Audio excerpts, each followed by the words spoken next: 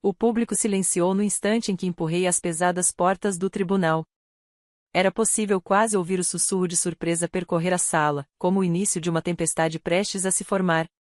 Minhas muletas batiam contra o piso polido de Denver com estalos ocos e ritmados, cada som era um lembrete de cada passo doloroso que me trouxera até ali. Meu coração batia tão forte que mal conseguia ouvir o arrastar das cadeiras, mas sentia todos os olhares cravados em mim. Sou Grace Harper, tenho 28 anos, e jamais esquecerei aquele momento. Minha família estava sentada na primeira fileira, alinhada como uma fila de estátuas arrogantes, convencida de que a luta já estava ganha, certa de que eu havia desaparecido, apagada, derrotada. Mas, quando me viram viva, de pé, andando apesar da dor que queimava na minha perna ferida, seus sorrisos autossatisfeitos se desfizeram. A mandíbula do meu pai caiu. Seus olhos se arregalaram. E então ele viu a mulher ao meu lado e se levantou num salto, a voz trêmula quando gritou: "Meu Deus, é ela!" A sala inteira congelou. O som do grito dele cortou o silêncio como o vidro se partindo. Por um segundo, ninguém se moveu, nem o juiz, nem o júri, nem mesmo os advogados. O rosto do meu pai empalideceu como se tivesse visto um fantasma. Todos acreditavam que eu nunca sairia daquele leito de hospital, que eu estava quebrada para sempre depois do que aconteceu. Acreditaram que tinham enterrado a mim e o meu futuro quando me deixaram lá, em coma e sozinha. Supuseram que minha carreira estava morta, que o contrato de 10 milhões de dólares fruto de anos de esforço, noites sem dormir programando e uma fé inabalável no meu trabalho seria deles para reivindicar. Mas eles estavam errados. Tão errados. E se fosse você? O que teria feito? Faria com que lhes pagassem pelo que fizeram ou lhes daria uma chance de consertar? Pense nisso. Vamos conversar. Porque essa história, a minha história, não começou no tribunal. Começou meses antes daquele dia fatídico. Tudo começou sob o sol brilhante de Denver. Eu saía de uma torre de vidro, as mãos tremendo de emoção, segurando uma pasta com um contrato assinado, um acordo de 10 milhões de dólares pelo meu algoritmo de diagnóstico médico baseado em inteligência artificial. Minha invenção estava prestes a transformar para sempre o setor da saúde. Depois de anos virando noites, depurando linhas de código até meus olhos arderem, e enfrentando cada dúvida que sussurrava que eu não era boa bastante, eu finalmente havia conseguido. Estava no auge da minha carreira, uma engenheira de software de 28 anos que acabará de entrar para a elite. O momento era tão doce que parecia um sonho. Dirigi de volta para casa com o coração leve, imaginando o orgulho dos meus pais e a alegre surpresa da minha irmã mais velha. Já podia ouvir a risada da mamãe, já havia o aceno de aprovação do papai. Nossa casa de família ficava em uma rua tranquila de subúrbio, lugar onde eu acreditava que o amor ainda morava. Mas, quando entrei na cozinha, o ar parecia frio. Minha irmã, impecavelmente vestida como sempre, estava sentada à mesa, os braços cruzados. Aos 32 anos, ela era gerente de projeto sênior na mesma empresa, conhecida por sua autoridade calma e charme refinado. Mas naquela tarde, o sorriso dela havia desaparecido. Havia algo cortante em seu olhar. Eu consegui, eu disse, erguendo o contrato como um troféu.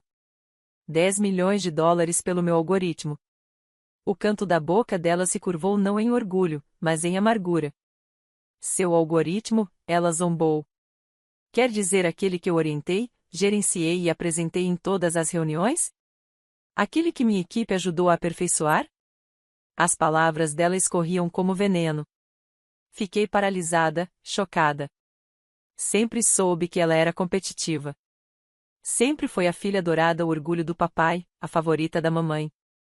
Mas agora havia algo muito mais sombrio em seu olhar. É o meu código, respondi devagar, com as mãos tremendo. Anos de trabalho meu. Ela se levantou de repente, a cadeira arrastando no chão com um som agudo. Você acha que é melhor do que eu, não é, Grace? Sibilou, dando um passo à frente. Recuei em direção à escada, tentando acalmá-la, implorando para que me ouvisse. Isso não é sobre você, sussurrei. Mas já era tarde demais. Estávamos no topo da escada, os nervos à flor da pele, o ar pesado, carregado, perigoso. O rosto dela estava a poucos centímetros do meu, a respiração trêmula de raiva. Você não é nada sem mim, ela cuspiu. Então, num instante, suas mãos empurraram meus ombros. O tempo desacelerou. Lembro-me do giro vertiginoso do meu corpo, do estalo de dor quando minha cabeça bateu nos degraus de madeira, da confusão girando à minha volta, e, por fim, da escuridão. Quando acordei, o mundo estava quieto, exceto pelo som ritmado dos aparelhos. Eu estava em uma cama de hospital, o corpo dolorido, a perna enfaixada, a mente enevoada. Você acordou? Perguntou uma enfermeira, a surpresa colorindo a voz. Pisquei devagar, cada palavra pesando. Quanto tempo? 2 semanas, respondeu suavemente. Você estava em coma. Fiquei olhando para o teto, tentando compreender. Minha família. Eles estiveram aqui? A hesitação dela respondeu antes mesmo das palavras. Não, querida. Seus pais ligaram uma vez, mas não vieram. Minha garganta se apertou. Eu até podia entender minha irmã me evitar a culpa faz isso com as pessoas. Mas meus pais, eu ainda tinha esperança de que me amassem o bastante para se importar.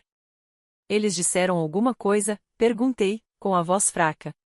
A enfermeira olhou para o chão. Disseram que você provocou isso, que os envergonhou. As palavras doeram mais do que a queda. Vergonha. Dos meus próprios pais. Olhei novamente para o teto, as lágrimas escorrendo pelas minhas bochechas. As pessoas que deveriam me proteger haviam virado as costas sem pensar 2 vezes. Os dias se arrastaram naquele quarto branco, frio, sufocante. Nenhum telefonema, nenhuma visita. Apenas as enfermeiras seguindo suas rotinas e eu, sozinha com meus pensamentos e um coração despedaçado. Eu me pegava imaginando a porta de casa, esperando que ela se abrisse, esperando que alguém entrasse. Ninguém veio. Até que, uma manhã, a porta finalmente se abriu. Mas não foi o conforto que entrou.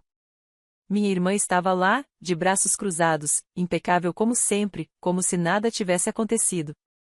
Seus olhos me analisaram com desdém. Ainda se agarrando à vida, disse com um sorriso frio.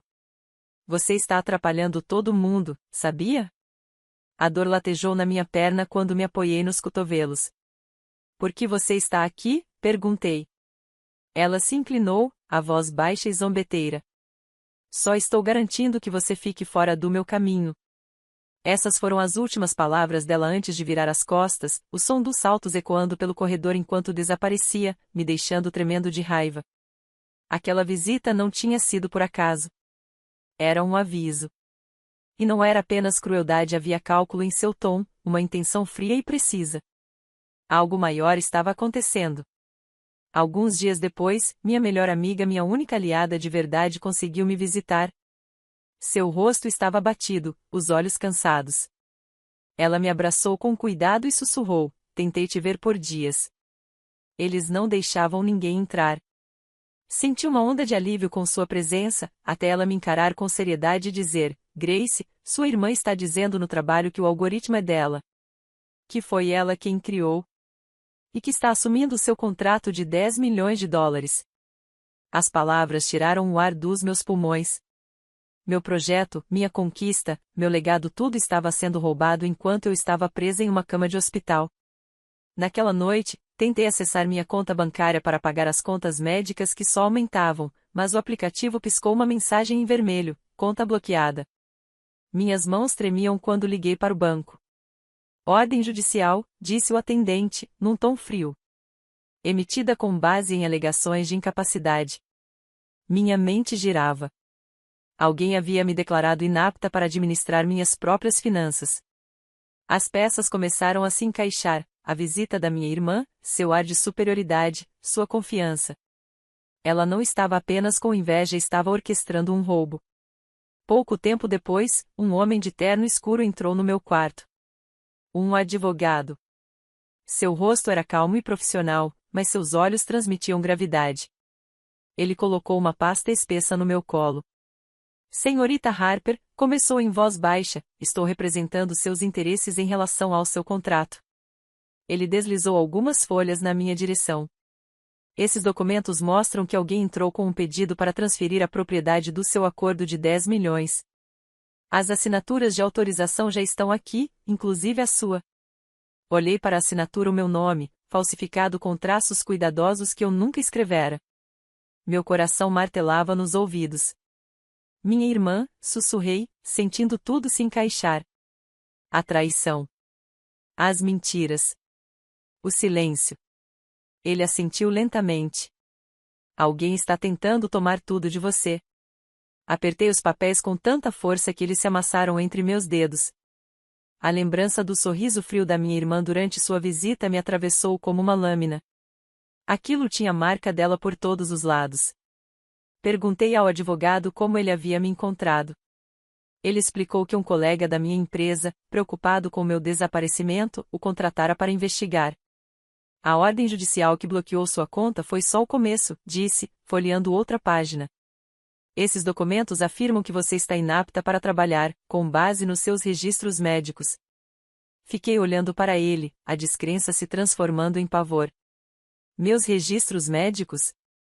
Eu mal tinha acordado há uma semana e alguém já estava reescrevendo a minha história.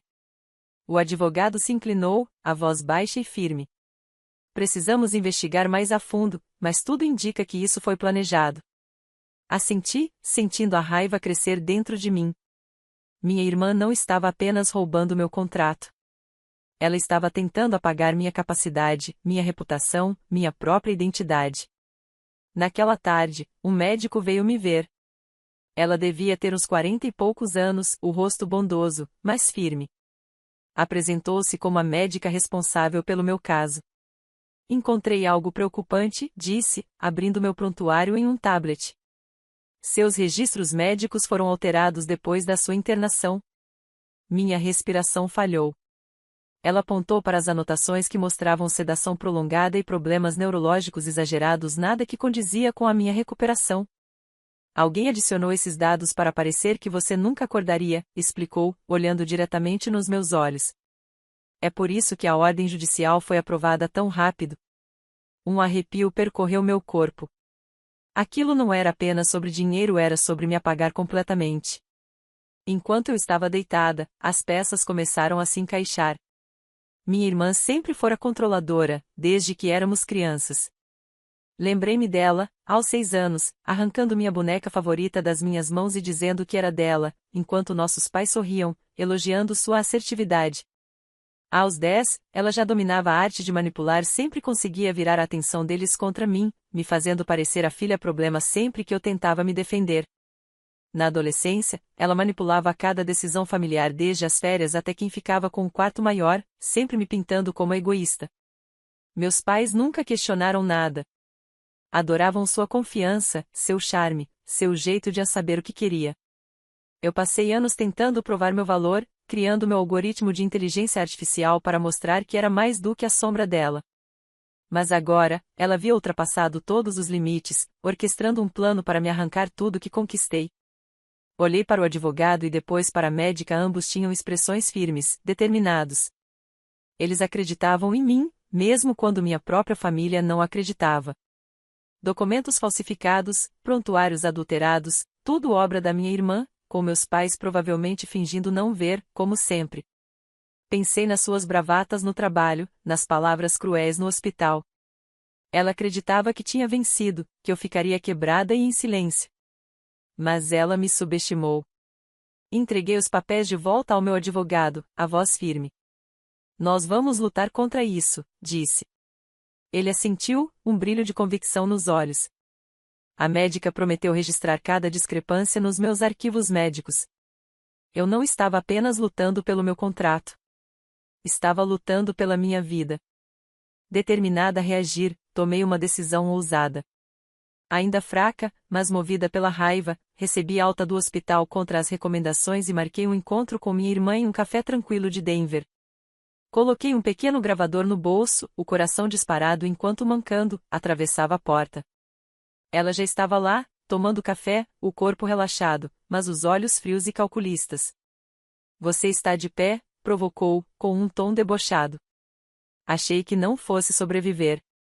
Forcei um sorriso, fingindo naturalidade, e perguntei sobre o trabalho. Ela se recostou, um sorriso torto surgindo. O contrato está andando, disse com indiferença. Alguém precisava assumir, já que você ficou indisposta. Mantive a voz calma, tentando parecer despreocupada. Você quer dizer o meu contrato? Perguntei. Ela riu, um som frio e cortante. Agora é meu.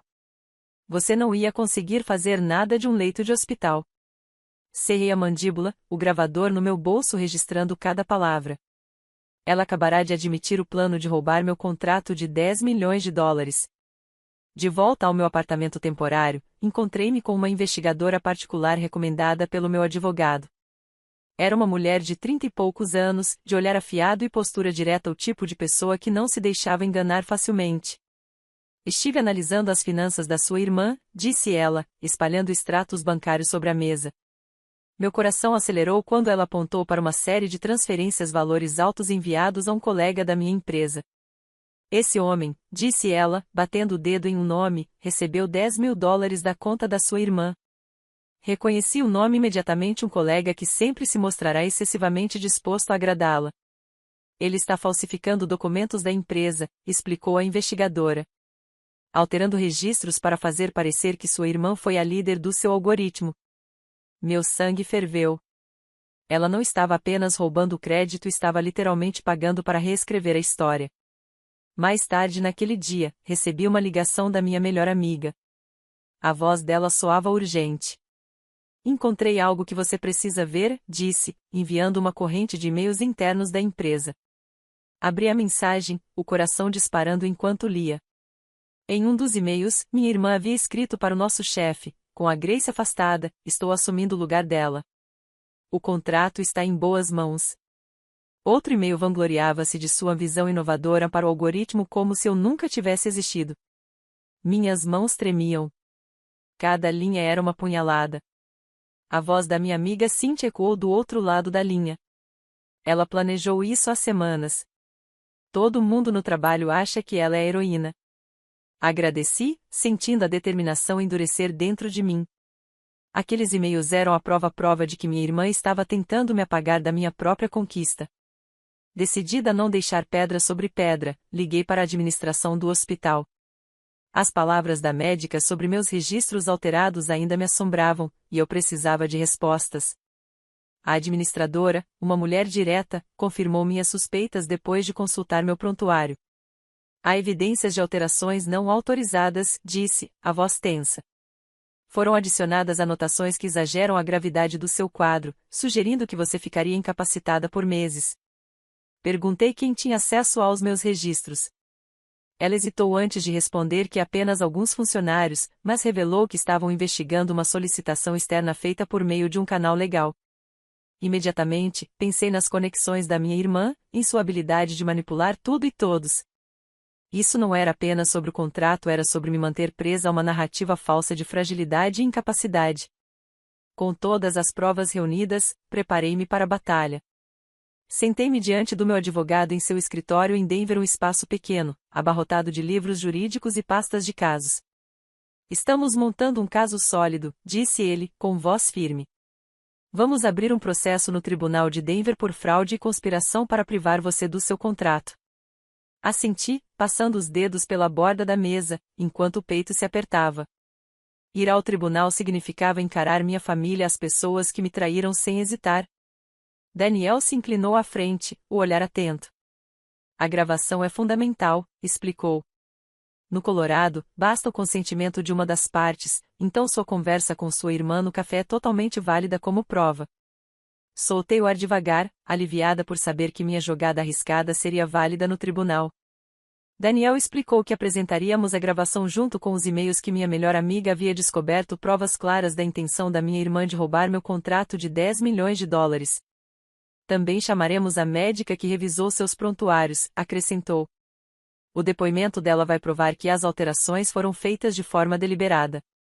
Senti uma onda de esperança, mas o peso do que ainda estava por vir caiu sobre mim. Aquilo não era apenas sobre vencer um processo, era sobre encarar a família que um dia eu havia confiado. Mais tarde naquele dia, encontrei-me com a médica em uma sala de conferências do hospital. Ela se sentou à minha frente, a postura serena, mas o olhar grave. Preparei um relatório detalhado, disse, deslizando uma pasta em minha direção. Ele confirma as alterações não autorizadas nos seus registros, anotações inseridas para exagerar a duração do seu como e sugerir incapacidade permanente. Folheei suas notas, o coração acelerado. As provas eram irrefutáveis. Alguém havia tentado me retratar como indefesa, apenas para justificar o roubo dos meus direitos. A doutora Price me encarou com firmeza. Vou testemunhar sobre cada discrepância, afirmou. Isso não foi um erro. As palavras dela fortaleceram minha determinação, mas também despertaram emoções que eu tentava enterrar há anos. Ao sair do hospital, memórias antigas voltaram à tona, jantares de família onde minha irmã era sempre o centro das atenções, suas histórias recebendo sorrisos enquanto minhas conquistas passavam despercebidas.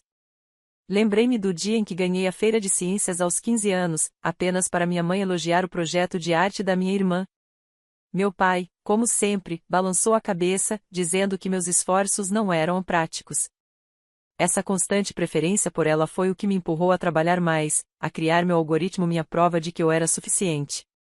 E agora, eles estavam novamente ao lado dela, permitindo que manipulasse minha vida enquanto eu lutava para sobreviver.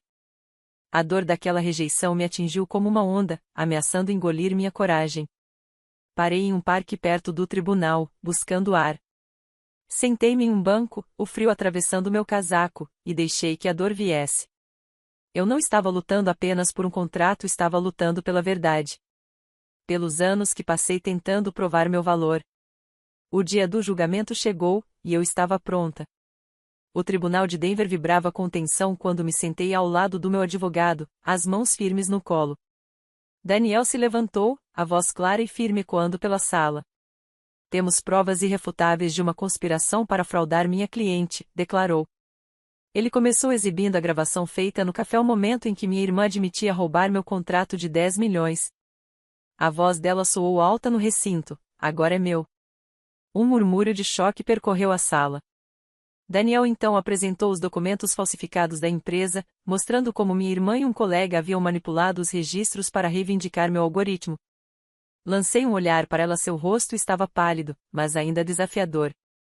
Em seguida, Daniel mostrou os extratos bancários que revelavam os pagamentos que minha irmã havia feito a Mark, o colega cúmplice, que agora se mantinha rígido em seu assento, incapaz de encarar ninguém. Essas transações provam a conivência entre eles, disse Daniel, com o tom firme e inabalável. Ele entregou à juíza uma pasta com os e-mails que minha melhor amiga havia descoberto, mensagens em que minha irmã se gabava de ter me substituído. As provas eram sólidas, cada peça se encaixando perfeitamente contra ela. Então, a doutora foi chamada ao banco das testemunhas. A doutora Price falou com calma, cada palavra medida com precisão. Os registros médicos foram alterados para exagerar a condição da senhorita Harper, explicou, levantando os prontuários. Entradas falsas foram inseridas para sugerir incapacidade permanente, usadas como justificativa para a ordem judicial contra ela. Os olhos da juíza se estreitaram, e senti uma centelha de esperança. A verdade estava vindo à tona. Minha irmã se levantou para se defender, a voz afiada, mas trêmula. Eu estava protegendo a empresa, afirmou, evitando o olhar da juíza. Grace era instável, incapaz de liderar. Suas palavras doeram, mas logo desmoronaram sob questionamento. Em seguida, Mark foi chamado. Ele gaguejava, visivelmente nervoso. Eu só estava seguindo ordens, disse, evitando me encarar. Sua desculpa fraca apenas aprofundou o franzir de sobrancelhas da juíza. Olhei para meus pais na plateia. O rosto deles era um retrato de choque e negação. Minha mãe segurava o braço do meu pai com força, os lábios tremendo. Meu pai, normalmente frio e contido, agora parecia abalado. Eles haviam permitido os abusos da minha irmã por anos, mas naquele momento, a cumplicidade deles estava exposta diante de todos. Daniel me chamou para testemunhar. Meu coração batia rápido quando subi ao púlpito, sentindo todos os olhares voltados para mim. Falei sobre meu algoritmo, os anos de trabalho e dedicação que dediquei a ele, e a dor de ser traída e empurrada a escada abaixo. Contei sobre acordar no hospital, abandonada pela minha própria família, e descobrir a trama para me tirar tudo que conquistei. Eles achavam que eu ficaria calada, disse, a voz firme apesar do nó na garganta. Mas estou aqui por justiça. O tribunal ficou em silêncio absoluto. O peso das minhas palavras pairava no ar. Minha irmã me encarava com raiva, sua confiança se esvaindo. Meus pais desviaram o olhar, incapazes de me encarar. Pela primeira vez, senti a balança do poder se inverter. A juíza deliberou por alguns minutos que pareceram horas. Finalmente, ela anunciou o veredito. As provas são contundentes, declarou, a voz firme. A réu orquestrou um esquema calculado para fraudar a senhorita Harper, privando-a de sua propriedade intelectual e de seus direitos financeiros. Minha irmã foi condenada a 4 anos de prisão por fraude e conspiração. Mark recebeu 2 anos por seu papel na falsificação dos documentos. Soltei um suspiro longo, o alívio percorrendo meu corpo, mas a juíza ainda não havia terminado. Quanto aos pais, continuou, a participação deles em permitir e encobrir essas ações justifica uma ação civil por danos. Minha mãe ofegou, cobrindo o rosto com as mãos. Meu pai abaixou os ombros, a autoridade que sempre ostentou agora destruída.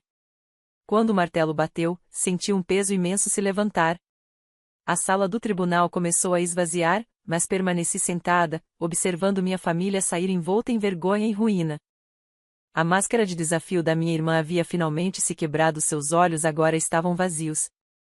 Mark saiu cabisbaixo, os ombros curvados.